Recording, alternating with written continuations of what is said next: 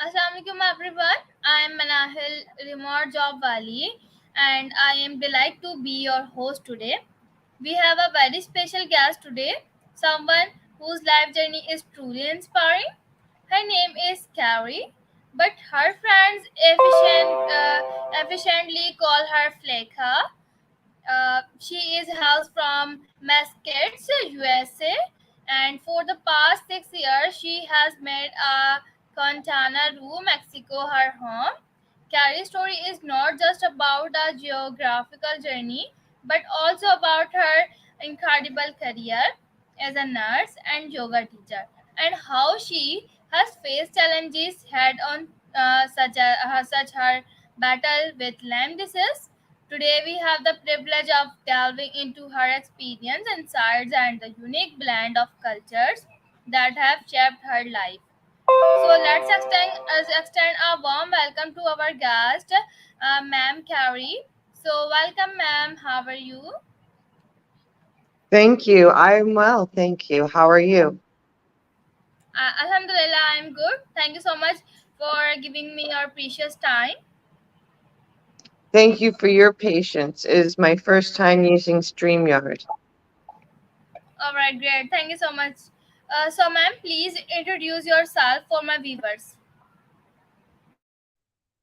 So my name is Carrie, and like you said, my friends call me Flaca. I am a nurse and yoga teacher living in Mexico. I am originally from United States. I've been here 6 years now. It is a beautiful country, and so how happy to be welcomed here. Um, I work mostly online now doing yoga teaching, and um, I just recently moved to a small fishing village in a different part of Mexico. Beautiful place. Um, I live with my dog. He is my companion. My goal is to share my knowledge of both yoga and nursing to the world. And I also love learning about new cultures and new languages living here in a new country. All right, great introduction and super goal. Thank you so much for your introduction. So now let's move on to questions. My first question is, can you tell us a bit more about your background and how you ended up living in Quintana Roo, Mexico for the past 6 years? Please repeat the question. Sure. Oh, I see. I My see. question. Ah, so I began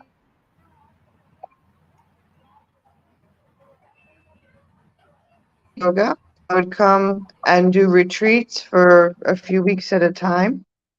And I decided that it not only was it good for me for work, but also my health. I have late stage neurological Lyme disease, which is from an insect bite. And moving to Mexico, where it is a hot, humid climate, I'm in a jungle, subtropical climate. My health is much better. Two things brought me here to Mexico.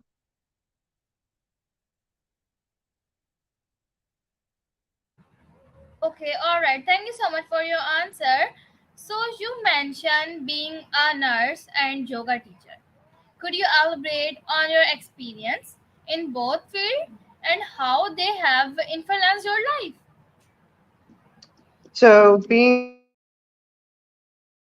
can often go hand in hand because in both jobs you need to understand things like anatomy and physiology of the body, psychiatry of the mind, and also how to see your patients or your students, and as how they are. And so my training as a nurse, when I am teaching yoga, I am using the parts of my training as a nurse as well.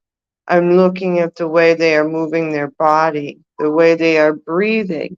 Those things let me know if someone is going too far and may hurt themselves. If their breath changes, I know they may be working too hard. I need to tell them to back down. Um, I also, living in such a rural area, my nursing skills come up often.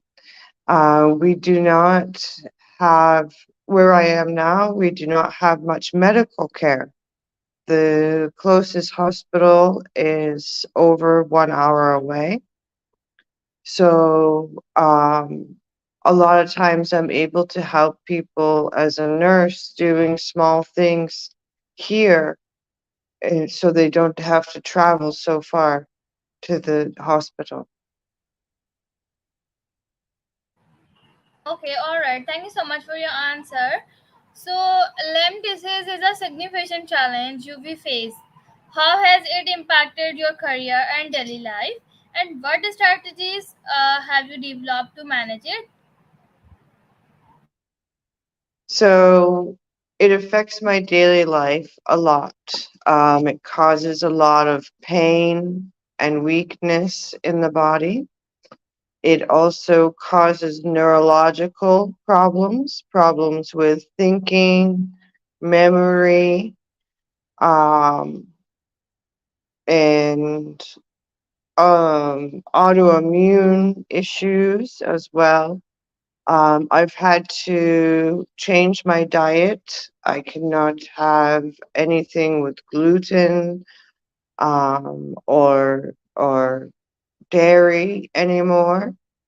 Um, so that has all changed, and I have a bunch of different strategies. One of my strategies for the neurological stuff is I need to set myself lots of reminders, and to remind me of things I need to do. And um, the physical stuff, I've learned to um, work smarter, not harder.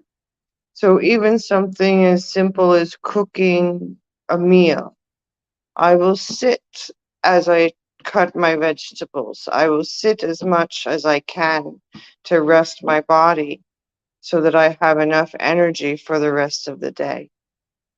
And getting a good night's sleep is also very important.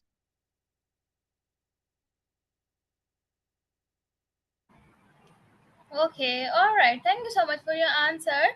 So, what motivated you to pursue a career in nursing, and how has your background in healthcare shaped your perspective on life? So I chose to become a nurse because I've always wanted to help people. And so it's very fulfilling to help people. And as nurses, we really do a lot of the bedside manner, the one-to-one contact with the patient, whereas the doctor does the tests and the things. They're not always there to speak with the patient.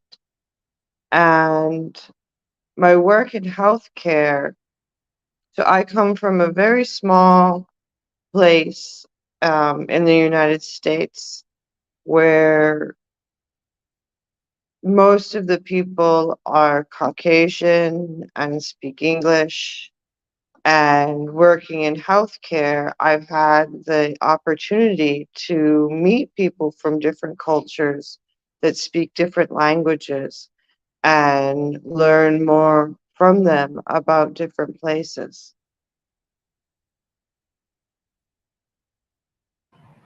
Oh, all right. Thank you so much for your answer.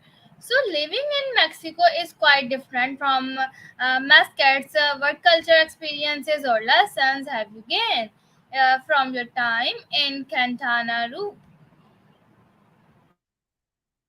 They are very different places, not just the weather, but also the people and the culture.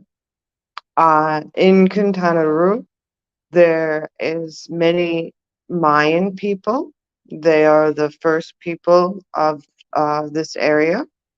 They still speak their indigenous language and practice their indigenous culture, which is very beautiful.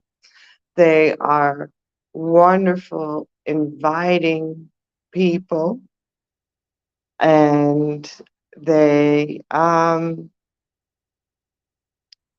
most of them are simple people, fishermen, bakers, um, things like that.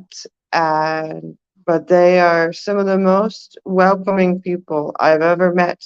They embrace me instead of seeing me as an outsider. Um, and I really enjoy getting to know them and learning more of their language and their culture.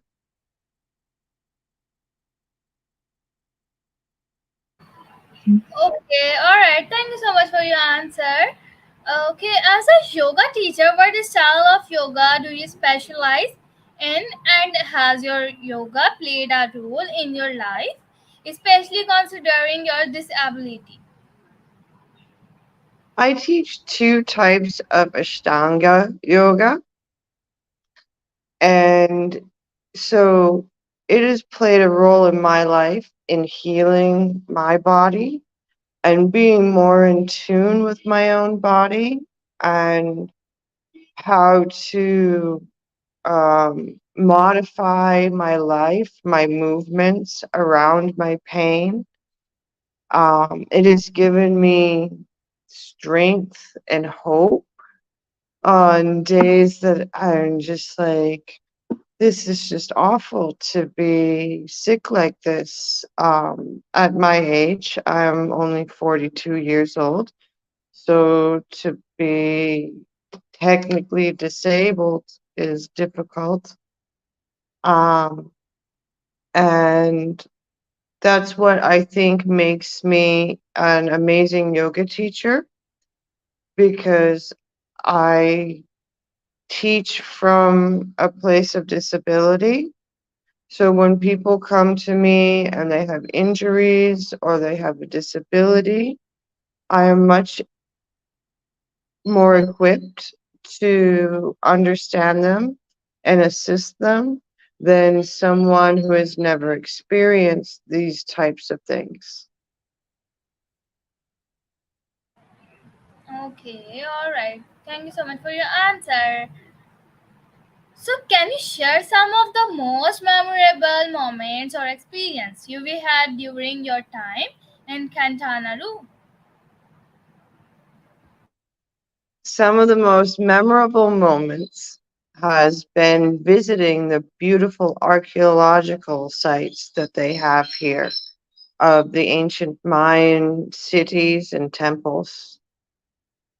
Also, I I had the privilege to attend a baptism of my friend's daughter in one of the Mayan churches, which was just amazing to see the difference in the culture and how they baptize their children versus what we do in the United States. And I wish I could have taken photos of the beautiful ceremony, but another thing that is cultural here with the Mayans is they don't believe in taking photos or videos. It is a spiritual thing for them.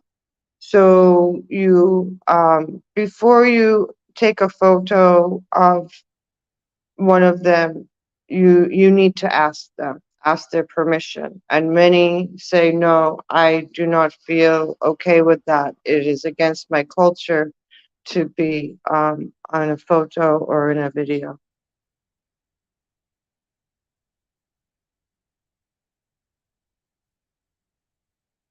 Thank you so much for your answer.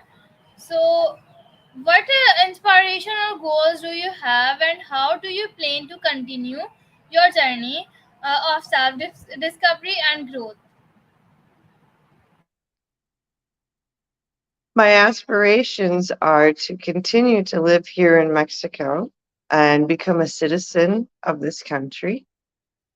And I continue my journey of self discovery through constant study of my yoga and the practice of yoga, through going to other classes and reading my yoga books.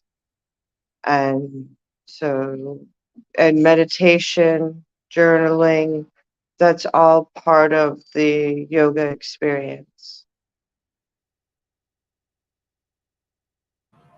All right, thank you so much for sharing.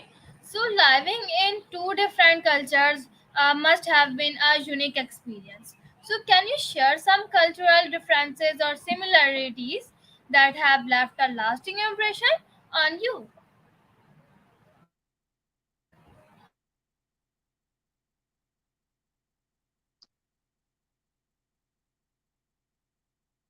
Community is a similar thing. I come from a small community in Massachusetts in the US, and we treat our neighbors like family. And I find the same here, even though there's people they don't speak my language. Um, I do speak some Spanish, and I'm working on my Mayan, but a lot of them, their first language is Mayan, and second is Spanish. So even though I look different from them and I speak a different language, they are they treat me like family. Like one time we had a big storm and there was no power, and um, there was no stores, and I had no gas to cook, and people came and brought me food because they knew I couldn't get out and I didn't have any way to cook. And so where I come from in the United States, that's what they would do at home. If they knew that you were stuck in your house and you couldn't cook, people would come and bring you food and check on you. All right, thank you so much for sharing this. So, could you share some of the significant lesson or insight you began from experience living in Mexico and how it has influenced your perspective on life?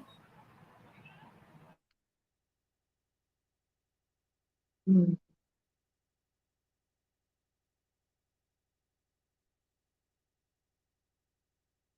I don't think it's changed me very much. I've always felt that we are all the same. We are all people. It doesn't matter our language, where we were born, how we worship, the color of our skin. Um, and you see a lot of mixing of different people here in Mexico. Um, like Spanish speakers, Mayans, Europeans, everything. And I guess it's opened my eyes up to the world a little bit more, but I don't think it's changed me or not changed me very much.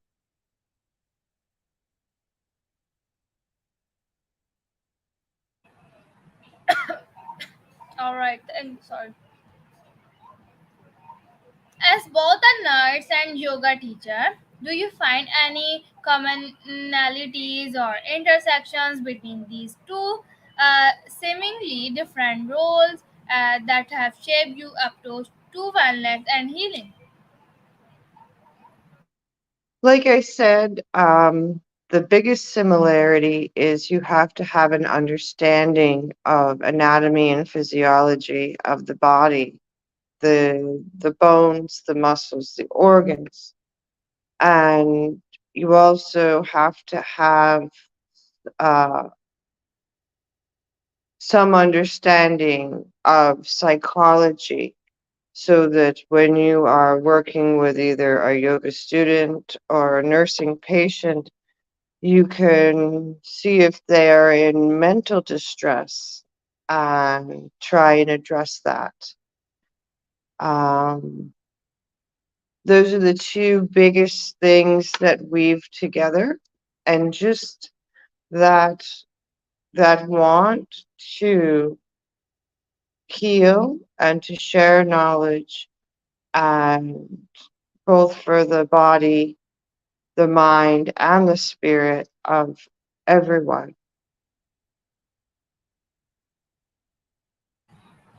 Okay, Also, all right. I found excuse me, bringing my pranayama, which is part of yoga. It is the breathing exercises. In nursing work, that comes over is very helpful if you have a patient who has a lot of pain or anxiety, to do breathing work with them through that time. It can help ease the anxiety and ease the pain in that moment for them. Oh, all right. Thank you so much. So many people just struggle with balancing work, health, and personal life.